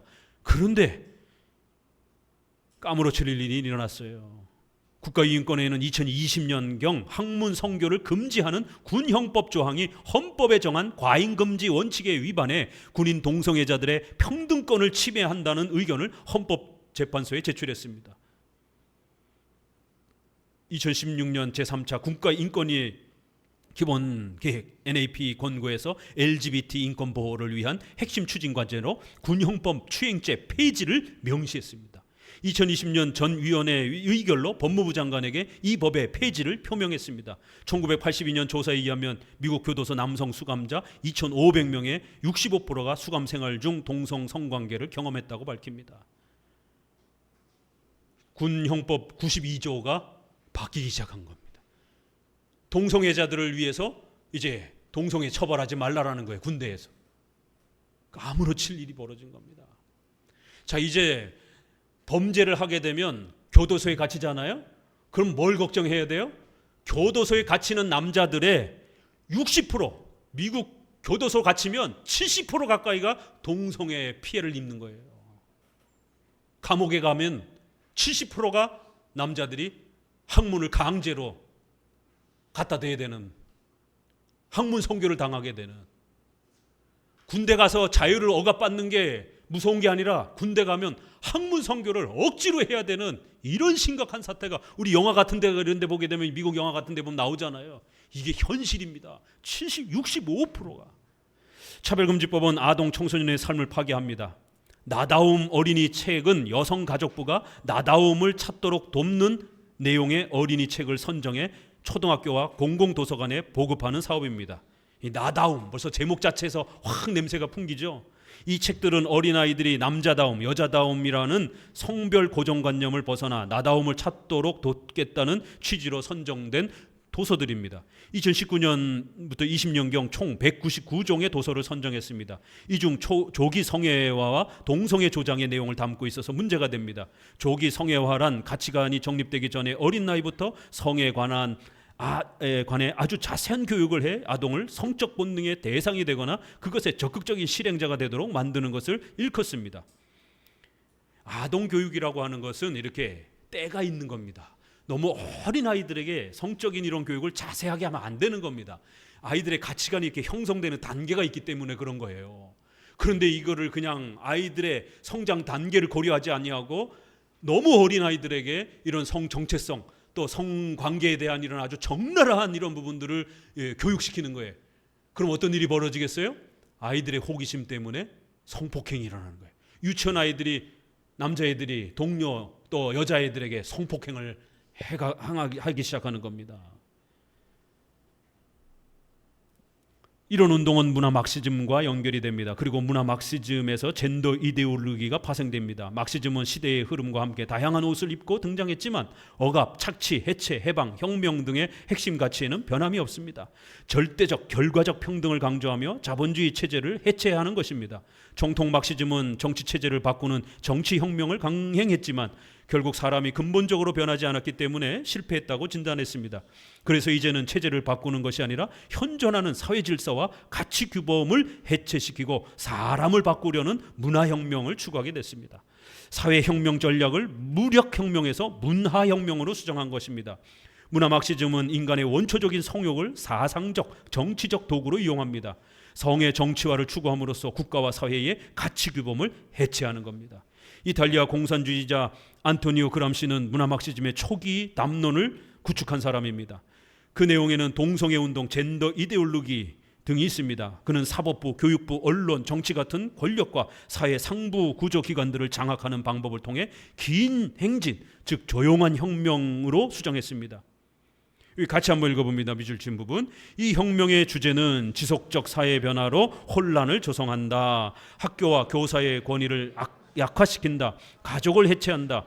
어린이들에게 성교육 및 동성애 교육을 실시한다. 교회를 해체한다. 사법 시스템을 신뢰할 수 없도록 만든다. 복지 정책을 강화하여 국가나 기관의 보조금에 의존하는 사람들을 증가시킨다.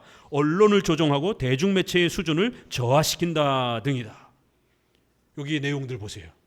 지금 우리나라 대한민국의 특별히 진보 정부에 의해서 진보 좌파적 성향의 위정자들에 의해서 국회의원들에 의해서 지금 이거 다 실현되고 있습니다.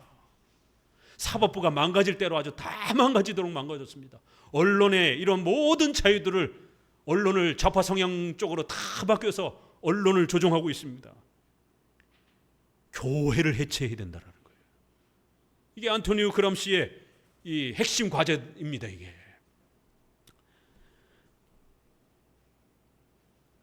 젠더주의자들은 성중립적 인칭 대명사를 사용하도록 법안을 요청했습니다.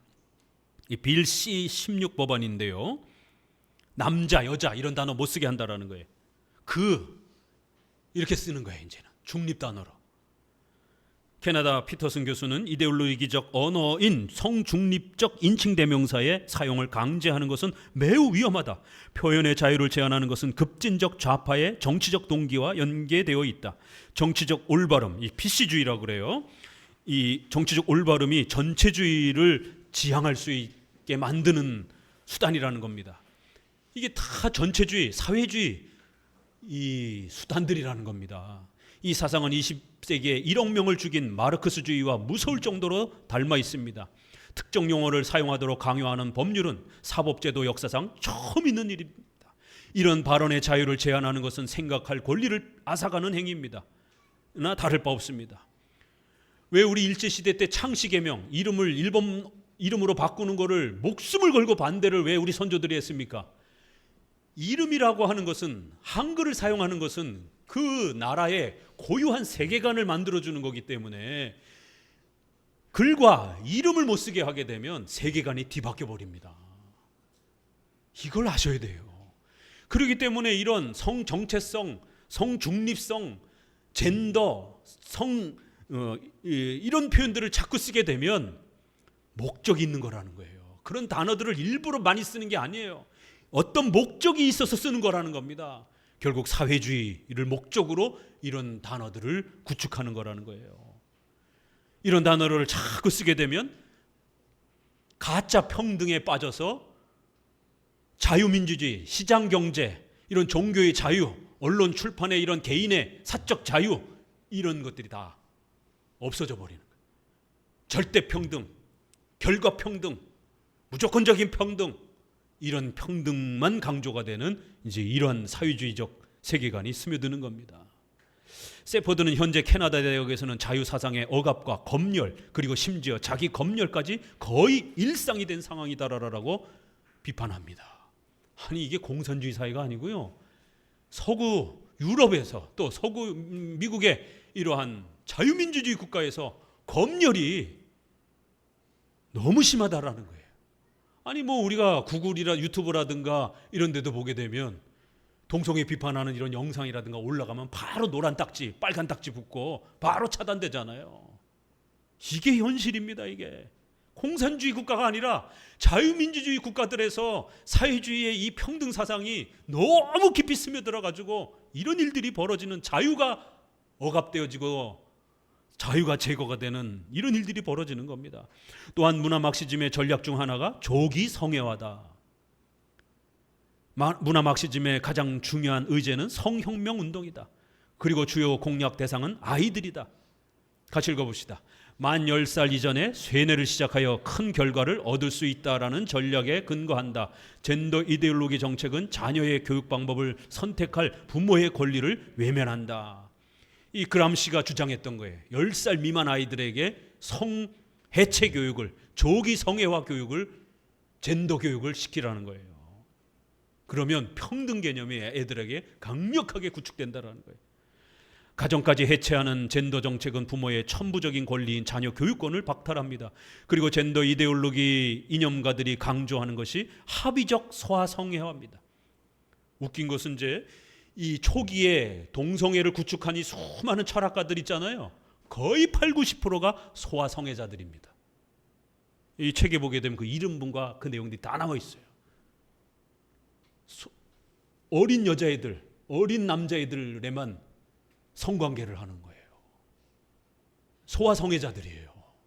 공통적으로.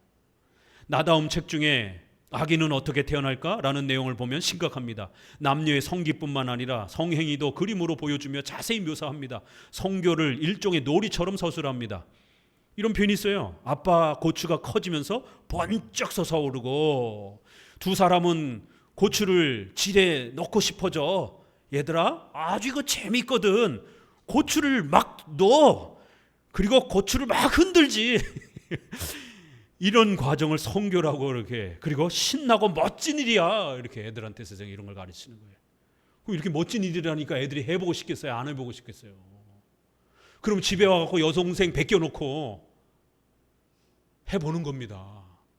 이런 성폭행이 실제로 유아 성폭행들이 급증하고 있습니다. 이게 나다움 책에 있어요. 이게 그림책으로 버젓이 학생 인권 조례안의 이런 법률적 혜택을 받아가지고 공공기관의 학교에 책으로 선정돼갖고 의무적으로 강제로 읽혀지고 있습니다. 이게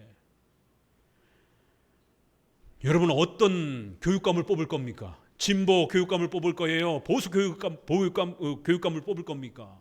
보수 교육감은 학생 인권 조례안을, 포괄차별 금지법을 반대하는 분들입니다. 좌파 교육감들은 찬성하고 있습니다. 영국에서는 이런 아동 도서를 드래그퀸이라는 여장 남자가 아동들에게 직접 읽어줍니다. 그러니까 애들에게 현장감을 더 동원시키기 위해서 남자가 이렇게 화장을 하고 치마 입고 나와가지고, 얘들아 나는 여자야 이러면서 너희들도 여자 흉내를 내봐. 그래서 유치원에 이런 프로그램이, 왜 우리가 헬로윈 행사 하잖아요. 그런 것처럼 이제 동성애 행사의 날 이렇게 해가지고는 모든 남자아이들에게 여장 분장을 시키고 여자아이들에게 남자 분장을 시키고 이런 드래그 퀸이 앉아가지고는 얘들아 우리는 남자가 될 수 있고 여자가 될 수 있어. 그거는 고정된 게 아니야. 세뇌 교육을 시키는 겁니다. 이게. 남자애들이 오늘은 엄마 치마 입는 날이야. 치마 사다 줘. 와, 이런 사회가 서구 사회에서 이미 벌써 펼쳐지고 있어요. 또한 2세에서 4세의 트랜스젠더리즘을 장려하는 도서를 적극 권장합니다. 이런 인권교육이 시행된 후 영국에서는 6세 아동까지 학교에서 자해하는 현상이 발생하고 자해 비율도 급증합니다. 게다가 평등법 시행으로 인권교육이 강화된 영국 아이들 간의 성적 학대 비율이 2013년 16년 동안 70% 이상 증가했습니다. 영국은 2020년부터 9월부터 LGBT 성교육은 모든 학교에서 의무가 됐고 5세밖에 안 된 아동들도 성전환을 의무적으로 배우도록 했습니다. 미쳐가는 겁니다. 이건 정말. 영국 법원은 동성애를 반대하는 부모를 처벌하지 않다가 단계적으로 처벌하는 법체계로 바꾸었습니다. 그러니까 처음에는 처벌하지 않는다 그러는 거예요. 포괄적 차별금지법이. 목회자들이 동성애 반대하고 비판하는 설교를 하면 처벌 안 받는다 이렇게 처음엔 얘기해요. 그러나 점점 처벌하는 형태로 다 바뀌어갔습니다. 서구 사회가. 그리고 LGBT 주입식 교육에 반대하는 집회를 영구히 금지하는 결정을 내렸습니다. 캐나다는 성정체성 혼란을 겪는 자녀에게 전환치료 상담을 하고자 이사를 하면 형사처벌을 합니다. 그리고 8세 때 동성애와 성정체성에 대해 11세 때 자위행위의 즐거움을 12세 때 학문성교와 구강성교를 학교에서 배웁니다. 이거 학교에 보내야 되겠습니까? 우리 애들을. 이제는 학교도 못 보내는 이런 상황이 벌어질 수 있습니다. 그리고 스코틀랜드 정부는 스코틀랜드 존 낙스가 장로교를 우뚝 세운 장로교 시초가 된 나라입니다.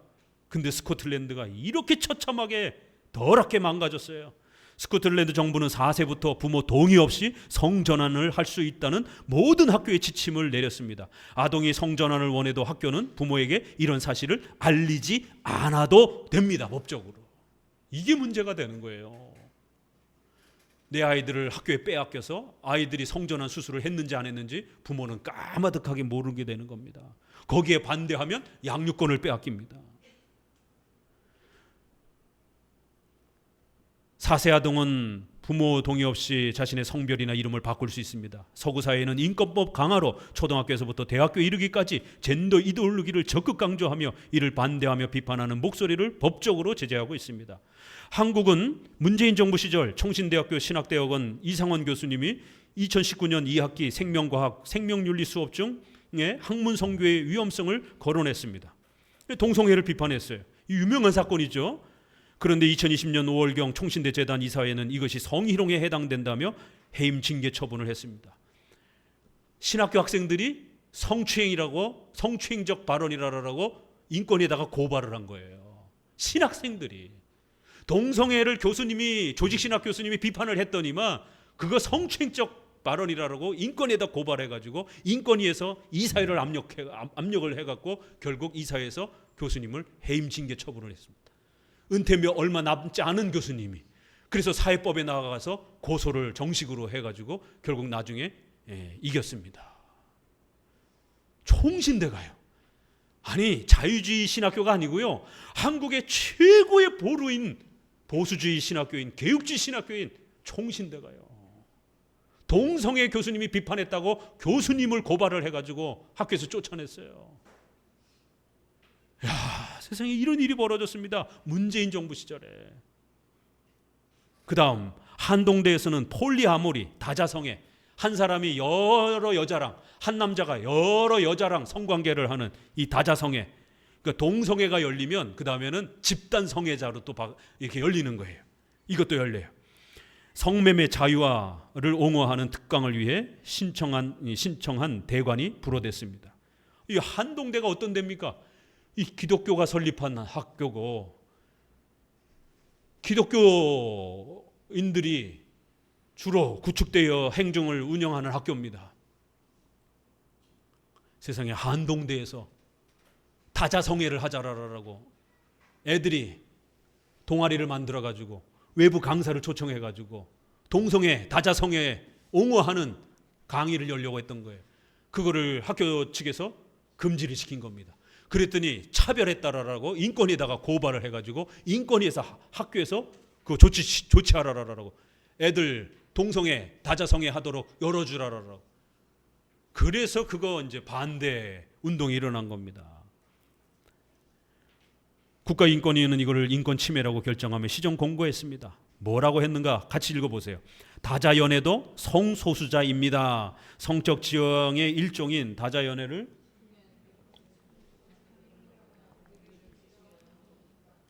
양성애자들도 집단 난교를 하잖아요. 다자연애에 대한 비판은 차별입니다. 아니 집단적으로 성관계를 하겠다는데 이게 무슨 부도덕한 행위입니까? 세상에 인권위가 이러고 있었던 거예요. 국가인권위는 2002년 국어사전에 여기 부분에서 한동대 사건, 결국 이 한동대의 이 반대운동, 애들 이 다자성애 집회하는 거를 반대하자라고 전국 교회에다가 기도 요청을 했고, 특별히 보수적 신학 교수들에게 이 사실을 알려달라고 요청을 했습니다. 그래서 저도 참여해가지고 그 운동의 심각성을 알리고 반대 운동하다가 2018년에 경찰에 고소가 돼가지고 결국 검찰까지 올라갔습니다. 누구에 의해서 고발됐습니까? 민변. 우리나라 좌파 성향의 이러한 단체들, 민노총, 전교조, 민변, 우리법연구소, 대표적인 좌파 이러한 행정기관들입니다. 민변, 민주연합 변호사들 모임, 주로 좌파를 추구하는 이런 변호사들 단체입니다. 그 민변에 의해서 결국 제가 고소를 당했습니다. 저뿐만 아니라 한 30명의, 주로 인터넷에서 보게 되면 보수 운동하는, 동성애 반대 운동하는 이러한 교수들, 목회자들을 타겟으로 해가지고 고소를 한 겁니다. 차별법 아직 우리나라에 통과도 안 됐어요. 문재인 정부 시절에 이런 일들이 벌어진 겁니다. 동성애 반대 운동하다가 교수가, 목회자가 쇠고랑을 차고 검찰 조사를 받는 이러한 참혹한 일들이 대한민국에서 지금 벌어지고 있는 거예요. 도대체 차별금지법을 옹호하는, 또 그런 정치인들을 옹호하는 이런 기독교인들은, 이런 교회는 이게 진짜 교회입니까? NCCK에 속해 있는 이 진보 좌파적 교회연합에 속해 있는 포괄적 차별금지법을 빨리 통과시키라고 데모하고 있는 이 NCCK의 이러한 교회에 속해 있는 교회들, 지도자들, 이 정말 기독교인입니까?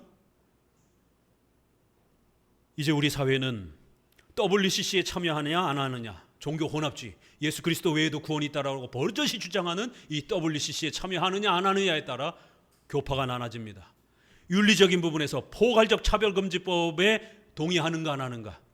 그런데 또 겉으로는 동의한다고 그러지만 포괄적 차별금지법을 옹호하는 국회의원과 정당을, 위정자를 옹호하는 이런 행위하는 크리스찬들 조심해야 됩니다. 이젠 정말 이들이 크리스찬인지 아닌지도 의심을 해야 될 시대가 되었습니다. 정말 크리스찬이라면 예수 그리스도 외에도 구원이 있다라고 하는 이런 종교 혼합주의 단체에 어떻게 가담할 수 있느냐 말이에요. 정말 크리스찬이라면 교회를 해체하고 교회 문을 닫게 만드는 이 포괄적 차별금지법을 세우려고 하는 위정자들을 어떻게 옹호할 수 있느냐 말이에요. 이건 크리스찬이 아니죠. 이제는 OX의 시대가 되어버렸습니다. 자, 계속 국가인권위원회는 2002년 국어사전에 동성애에 대한 부정적 내용을 삭제하게 했습니다. 2009년경에 교과서 집필 기준을 공고하여 동성애에 대한 부정적인 면을 모두 삭제하고 옹호하는 내용만 남기도록 했습니다. 2003년에서 8년경 동성애 옹호, 만화, 영화, 애니메이션 제작을 지원했습니다. 2013년에 전국 170개 학교에서 동성애 옹호 영화를 상영하도록 했습니다. 2014년에는 초중고, 공무원, 공공기관 등에서 동성애를 옹호하는 의무교육을 시행하도록 인권교육 지원 법안의 제정을 권고했습니다. 학교가 초토화되고 있습니다. 지금 인권법, 평등법, 교육기관과 언론을 통한 동성애 위험성을 알리는 것을 차단시켰으며 의료적 치료 행위까지 법으로 제재합니다. 일반 심리사인 홍모 씨가 동성애는 이상 성욕이며 치유 상담이 가능하다라고 인터넷에 올렸다가 2018년 9월경 한국상담심리학회에서 영구 제명됐고 일반 심리사 자격도 박탈됐습니다. 이제 의사들도 의사 자격도 박탈되는 시대가 되었어요. 미국 16개 주, 프랑스, 뉴질랜드, 남유럽, 독일 등도 법으로 전환치료, 동성애를 포기하도록 의료 치료를 하잖아요. 이거 다 처벌받습니다. 이제. 그러니까 이제 의사들이 침묵하는 거예요. 동성애 하면 에이즈 생긴다. 동성애 얼마든지 의료적으로 치료받을 수 있다. 이 말 못하는 거예요. 변호사들이 법률적으로 변호해 주려고 하잖아요. 다 처벌받는 거예요. 목사들이 죄달아라라고 설교하려고 하잖아요. 다 처벌받는 거예요. 정말 지옥의 문을 여는 겁니다. 2015년 서울 퀴어 축제가 처음 열렸을 때 노출 행위를 경범범죄 위반으로 검찰이 지적했으나 인권법 강화 이후 단속은 거의 없습니다. 당시 서울시장 후보자였던 안철수가 시민의 우려를 전달한 표현에 대해 국가인권위는 혐오 표현이라는 결정을 내렸습니다. 2021년 국가인권위는 공직선거 예비 후보자인 성소수자에 대한 혐오 표현, 진정과 관련하여 성소수자 집단에 대한 부정적 관념과 편견을 조장하거나 강화할 수 있다라며 안철수 후보의 발언이 혐오 표현이라고 공식 입장을 냈습니다. 게다가 정당과 중앙선거관리위원 차원에서 이런 혐오 표현을 하지 않도록 대책을 마련하라고 의견을 제했고 선관위는 규정을 마련했습니다. 결국 인권법 강화는 동성애에 대한 모든 토론과 비판을 차단시켰습니다. 2018년 영국 해버스 팜 초등학교는 학부모의 반대에도 불구하고 모든 학생들 750명에게 교내에서 진행하는 퀴어 축제에 참여를 강제했습니다. 이를 문제 제기하려 했던 몬테규 씨의 5세 아들은 학교 측으로부터 3시간 동안 다음 날에 1시간 동안 감금됐고 상담을 요청한 부모는 학교 출입 금지를 당했습니다.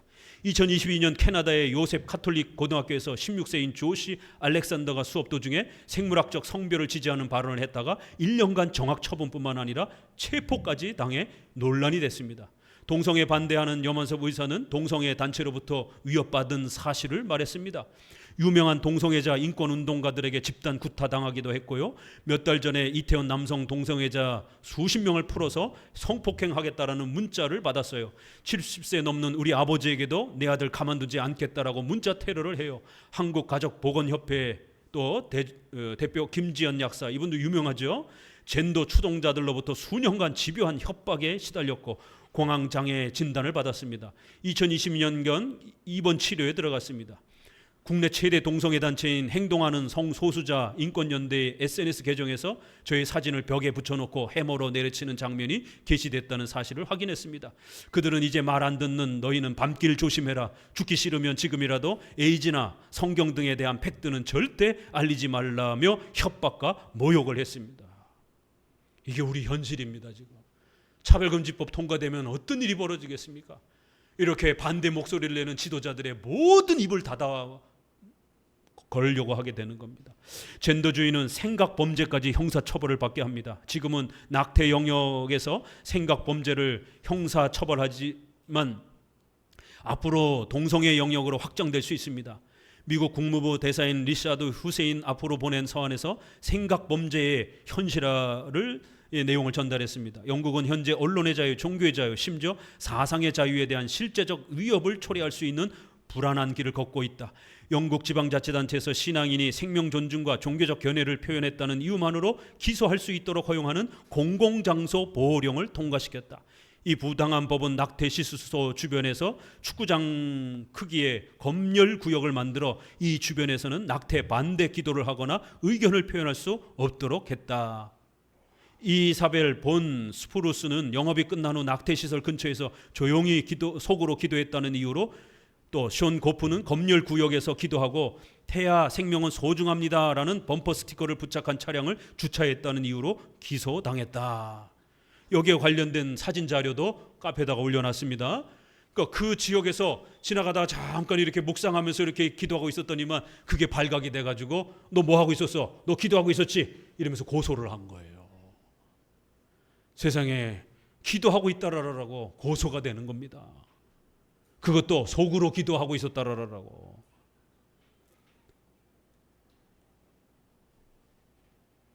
이 법은 2년 징역과 무기한 벌금으로 시작하여 초기 5대 지방자치단체에서 시행된 것이 영국 전역으로 확대됐습니다.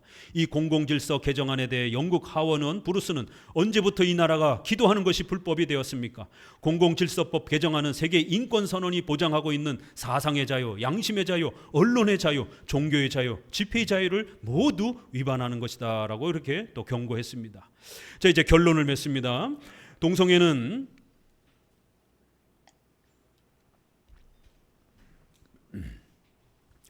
우리 사회가 간과하는 사이에 빠르게 퍼져가고 있습니다. 우리나라 남성 0.7%가 동성애자로 추정되고 있습니다.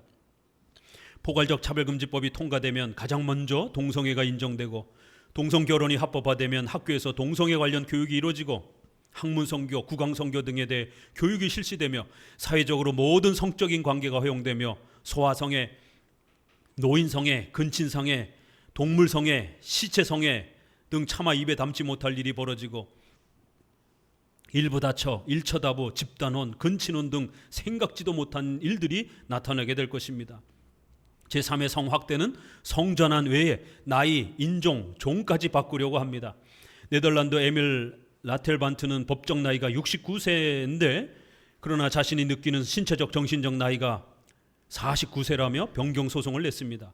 캐나다 남성인 월슈트는 성별과 나이 정정 소송을 냈습니다. 46세인데 6세로 살기로 했다고 선언했습니다. 그리고 6세 여자아이로 인정해주는 양부모를 만나 입양됐습니다. 이거 뭐 개판이 되는 거예요, 그냥. 정말.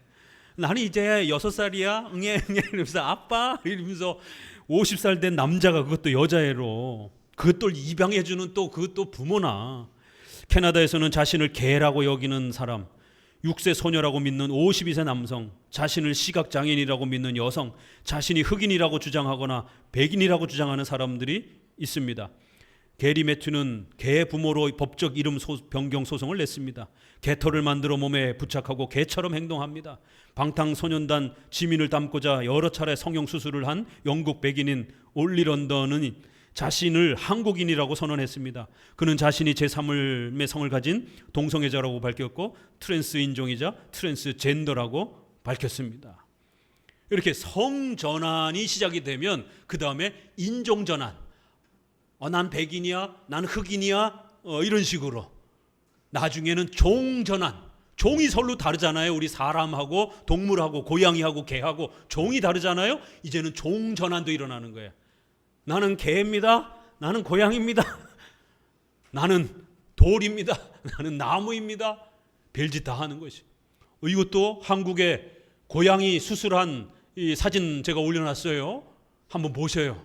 세상에 이 문신부터 시작해가지고 이 수술을 고양이 흉내에 맞추냐고 성형 수술을 해대가지고 이 정신이 이상해지는 겁니다. 이게. 우리 사회가 붕괴가 되고 교회가 붕괴가 됩니다. 이걸 열게 되면 헌법상 가치인 평등은 같은 것은 같게 다른 것은 다르게 취급하는 상대적 평등입니다. 이게 자유민주주의의 가치고 성경적 가치예요. 절대적 평등, 결과적 평등, 무조건적 평등, 앞뒤 안 가리고 평등, 이건 잘못된 평등입니다. 상대적 평등이에요. 남성과 여성은 분명히 서로 인간에 있어서 인권은 동일하지만 그 기능이 서로 다른 겁니다. 반면 차별금지법은 다른 것은 같게 취급하는 절대적 평등을 지향합니다. 헌법상 가치가 아니라 젠더 이데올로기가 내세우는 이념적 평등인 것입니다. 차이와 차별을 구별하지 않습니다. 한국에서 포괄적 차별금지법은 2007년부터 7차례 입법을 시도해왔으나 실패했습니다. 2022년 국회에서 4건이 법이 계류 중입니다. 한국에는 양성평등기본법, 남녀고용평등법, 연령차별금지법, 장애인차별금지법 등 수십 가지 개별적 차별금지법이 존재합니다. 사회적 약자에 대한 차별금지를 강화하기 위한 것이 진짜 목적이라면 현행 개별차별금지법을 개정하거나 추가로 제정하는 것이 얼마든지 가능합니다. 이 법은 사회적 병리 현상의 비판을 금지하지 않습니다. 이와 달리 포괄적 차별금지법은 종교, 사회, 언론, 교육, 기업 등 모든 부분을 예외 없이 적용하는 포괄적이고 모호한 법 문헌을 통해 표현의 자유를 극도로 제한합니다. 현재 차별금지법이 이 폐지와 인권교육 반대는 주로 기독교계에서 목소리가 나옵니다. 왜냐하면 젠더 이데올로기의 사상적 뿌리가 교회 해체를 지향하면서 종교의 자유를 침해하고 있기 때문에 그렇습니다. 이제 기독교뿐만 아니라 인권교육이 부모를 차단한 채 사회적 성을 어린아이들에게 세뇌할 수 없도록 해야 합니다. 페루에서는 150만 명 이상의 시민들이 내 아이들을 건드리지 마라와 같은 그러한 반대 시위 운동을 강력하게 부모들이 행하면서 이러한 차별금지법에 대한 또 저항운동과 또 제거를 또 시도하기도 합니다. 그렇기 때문에 우리 대한민국은 아직 통과가 되지 않았기 때문에 우리 기독교가 더 목소리를 내야 되고, 또 학교를 보내고 있는 그런 또 학부모들은 교장에게라든가 학교에다가 혹시라도 아이가 이상한 소리 하게 되면 반드시 그 교사들에 대해서 그러한 교육 행위에 대해서 불만을 제기하셔야 됩니다. 민원 자꾸 제기하셔야 돼요. 그런 행동하지 아니하고 그냥 흘러 지나가 버리게 되면 좌편향적인 진보적인 그러한 교육 정책에 의해서 우리 아이들에게 동성애와 이러한 평등법, 인권법이 결국 세뇌가 되는 심각한 일들이 벌어질 것입니다. 오늘 이 귀한 시간을 통해서 포괄적 차별금지법의 실제적 그 내용이 무엇인지, 또 그 피해가 서구 사회에 얼마나 심각하게 해를 끼치고 있는지, 또 결국 그 결론은 사회주의와 이 교회 해체라고 하는 이 궁극적인 목적을 가지고 수단으로 사용하고 있는 또 그러한 방식이라는 것을 정확하게 깨달으셔야 됩니다. 그래서 사회주의자들이 이렇게 권력평등, 경제평등이라고 하는 사회주의 가치를 펼쳐내기 위해서 그 하부 수단으로 성평등을 또 수단으로 사용하는 거고, 또 더 나아가서 종교평등이라고 하는 또 형태로까지 확장되면서 교회를 해체하고 가정을 해체하면서 결국 마지막으로는 국가를 해체해서 사회주의 국가를 형성하려고 하는 큰 목적 아래에서 이 포괄적 차별금지법을 세워가려고 하는 것입니다.